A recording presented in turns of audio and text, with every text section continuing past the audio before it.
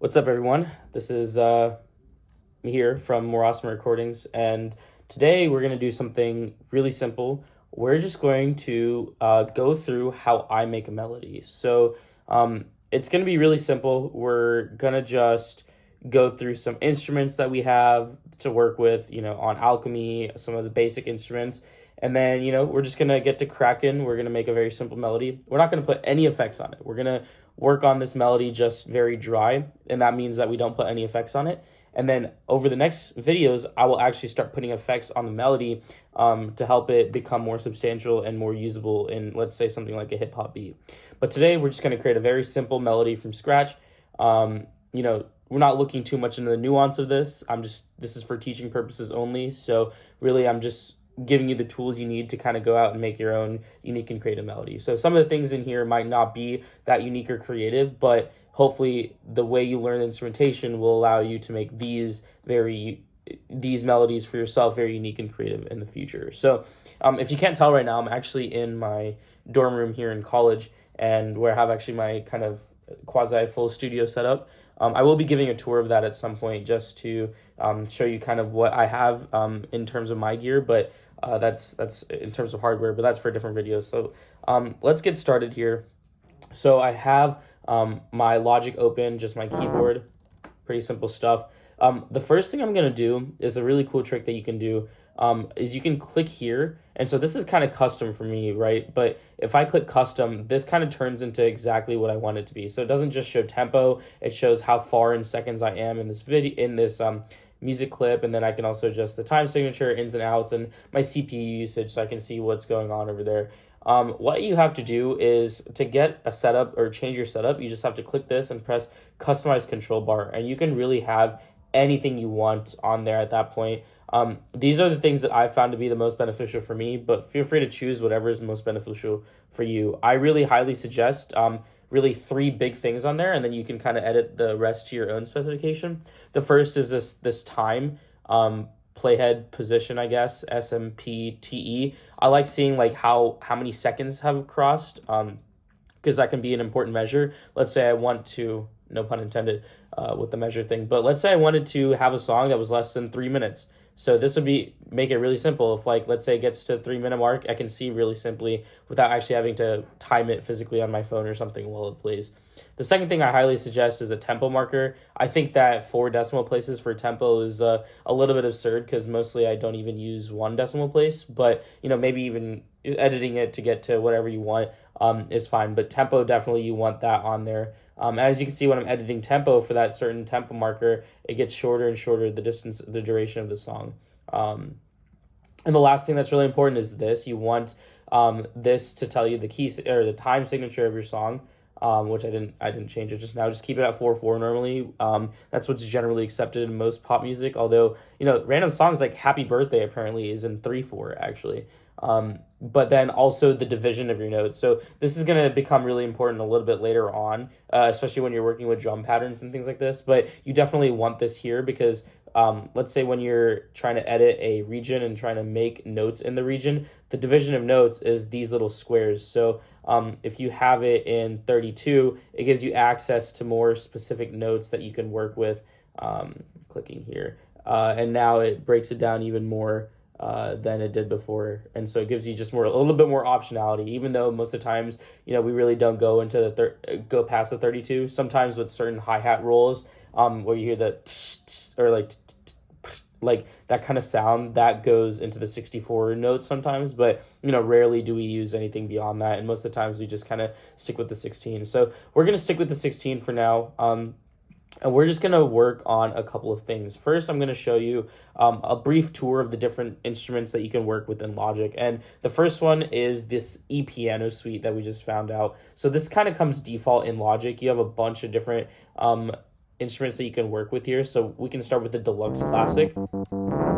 Each one kind of has their own sound, and you can kind of find something that works with you. That's a really interesting one. Not sure how I feel about this. I'm just going to keep experimenting here until I find a sound that works for me. It might not even have to be piano. So we can go into the sound library and look at other songs or instruments that Logic has. There are guitars, studio horns. There's a bunch of different things. So let's say we want to check out some studio horns.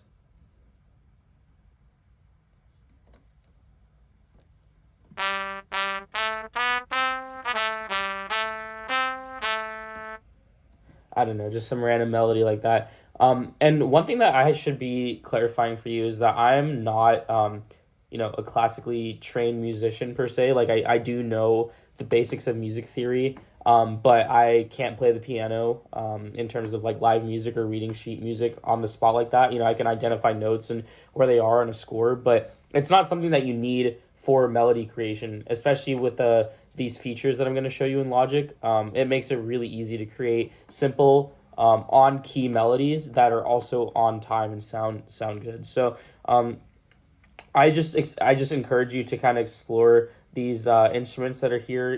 Go through all of these. Again, in my last video, I showed you that right here is where the instrument gets selected. So you can really go and choose something that works for you. I'm going to have a separate tour of Alchemy in a different video. So I guess for this one, we can kind of just work with one of the stock instruments that they had, which was the vintage electric piano. This is where we were before. So let's see how this sounds. Yeah, I kind of like that.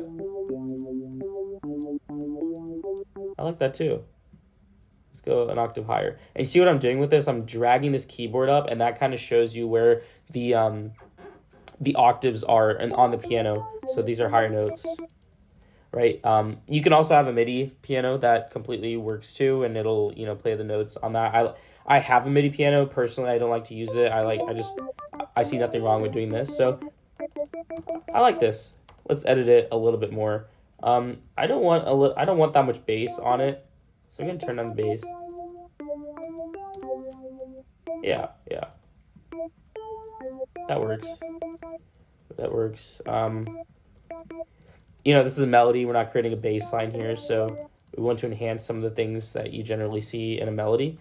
A lot of these effects are very hard to describe, like drive. What does drive do? Well, it kind of pushes the sound up, and I really don't have a better way to explain that. I'm sure there's like a scientific audio engineering way to say that, but the best way to understand what drive does is put different sounds through it and increase or decrease the drive, so you get your own like sense of what drive does and kind of what your own image of it is.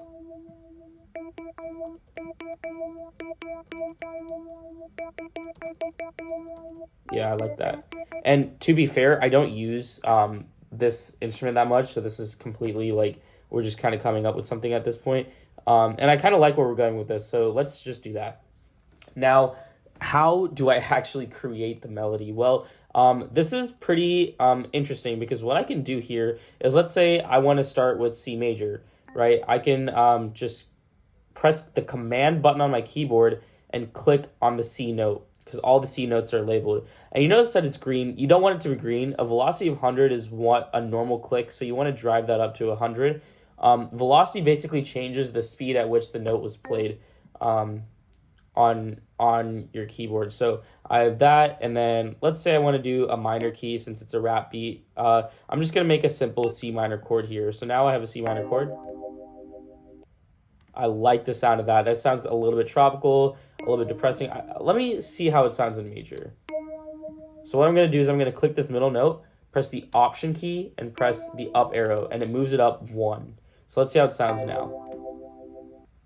Interesting. I kind of like it better as minor, but here again, you have it under your own prerogative to do whatever you want to do. So I like this. Kind of creates a funky rhythm over there. Okay, so let's do another one. Let's create another chord. So we have one chord. We don't want the same chord to play after that. So all I'm going to do is I'm going to press the shift button and move it. I'm going to press Option button, and I'm going to move it down. Now, you might be saying, they're not going to be in the same key. You're completely right. So how do we adjust for that without necessarily knowing a bunch of music theory? Well, now we know that our key is in C minor, so I'm going to press natural minor, and I'm going to press C. And then all I'm going to do is I'm going to highlight these notes and press this Scale Quantize button, and it changes our notes to be in key. But look, these two notes probably won't sound that good together because they're so close. Let's see. Yeah, that sounds okay. Let's see what we can do with it. You see how this is grayed out right here? So if I move it up, it doesn't become grayed out anymore, which means that it is not in key anymore. That is in key. So let's see. Let's see how this sounds now. This is going to be a minor key, a minor chord, then a major chord. I like that. And then let's go down even more. I'm just going to press the Option key and one more. And let's see how this sounds.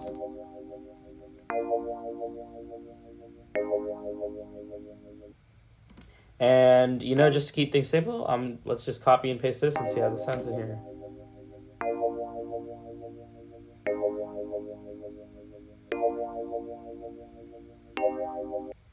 I like that. It's a little bit too slow for me, so let's increase the tempo to 135 and see how that sounds.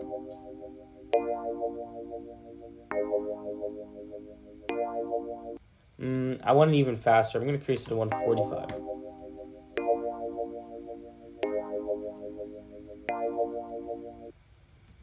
I like that a lot. It kind of has some wiggle to it, and that sounds really good. So here we are. We've created a basic melody, a basic chord progression, and what can we really do from here? Well, we can layer up this melody. So what does that mean? Well, I'm going to click this track. I'm going to right-click it, and I'm going to press New Track with Duplicate Settings. So what does this do? This creates a second version of this. So if I drag this here, it's just going to play the same thing. If I drag it up here, same thing. It does the same thing. But now we can use this as an interface to jump and make a slightly different sounding instrument while this one is playing at the same time. So I'm just going to copy this, Control-C, and paste it in this one. So now we have two instruments, the exact same accord, playing the exact same note. So what's going to happen? It's just going to be louder. So what I'm going to do is I'm going to, maybe we pivot a little bit and we do these top two notes, boom, boom, delete that, see how that sounds. Yeah, I like that, boom, boom, boom, boom. Yeah, that's sounding pretty good. One thing that I want to kind of experiment with maybe is we push it down one octave. So what I'm going to do is hold the Option key and hold the Shift key and press the down arrow. And this moves the entire selection down an entire octave, right? So if you just push the Option key and an arrow, it moves it up one note or down one note. But if you push the Option key and Shift, as well as one of the arrows up or down, it pushes it up or down an entire octave. That sounds okay. I'm going to push it back up one octave. And again, a lot of beat making and melody making is just trial and error. So I'm just going to mute this top part and just listen to this bass melody here. And again, you can use kind of your own artistic expression here to do whatever you want to do. And I'm going to change it up just a little bit over here where instead of doing eighth notes, instead of doing half notes, I'm going to be doing 2 eighth notes at the end. Let's see how this sounds.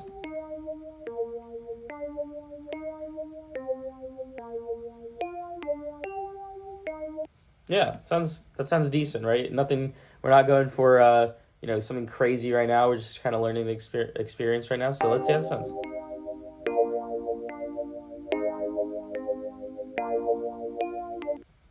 And one thing that's really safe about making the chord progression first is that that every note that you play in your counter melody or your sub melody is going to be on key and on par with the rest of the song.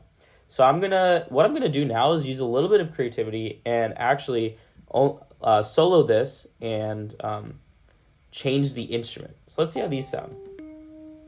I'm not gonna use a piano. We're gonna change it up a little bit. Let's use some studio strings and see how this sounds. We're gonna go to stereo. Plays it on both speakers is what that means.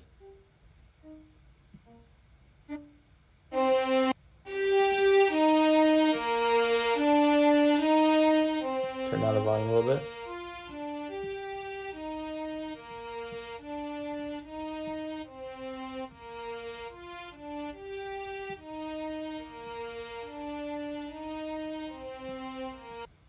See, you can just edit this and see what you like to do with it. Attack means how quickly that note is played once it comes on. So if I have a fast attack, it immediately starts playing. If I have a slow attack, the note kind of builds up to it.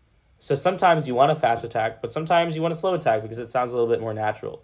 For the violin, it sounds a little bit more natural when you have a slower attack. Sounds a lot more natural. And then release is how soon the note fades away after you let go of the button. Not natural sounding at all.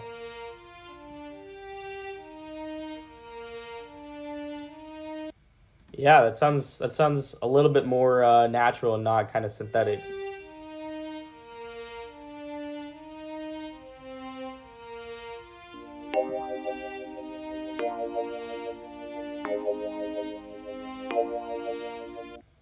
Yeah, not bad. Okay, there we go. Now we have kind of this melody that we're working with. We talked about the EQ in the last video. We're going to have a whole video on EQ as well as some other effects. So if I'm just going to click the EQ button, I can see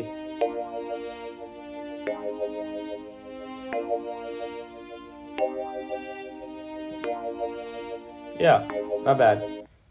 Okay, so this is kind of our melody that we've made, right? We can change the volume a little bit if we really want to, but I think it sounds fine. I think we could do something with this.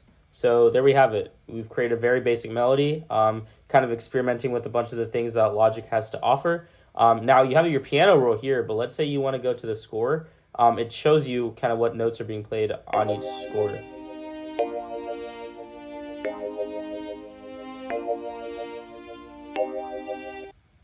So it sounds really, really great. And you know that it's on key and it's in the key of C minor. Because look, now when we highlight all of this quantize button is gray. So looks really good. The other feature I wanted to show you really quickly is, let's say you wanted to kind of record a raw melody on your own. So I'm going to press the record button, the R, which is R, and I'm going to press Command K before that so I can have my thing open. And I'm just going to make a melody, right?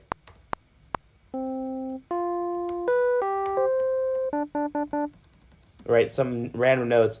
But, you know, if you notice something, when I attempted to play, you know, the second note, it is off the mark. I meant to play it in the third one and I accidentally played it a little bit too early. So instead of having to drag all of these back to where they should be, I can just highlight all of these notes and quantize it or push it to where it actually was originally supposed to be. And so now, right now it's like back on to where the BPM is going. Right? And these notes kind of are playing in the middle, and that's fine because it's like precisely in the middle, but I can change these up too. And the quicker way to do that is, let's say I only wanted to play quarter notes. Well, I can just highlight these and make them all, I'm going to highlight these, not these, because these are all going to be eighth notes. I'm going to highlight them, and now they're all quarter notes.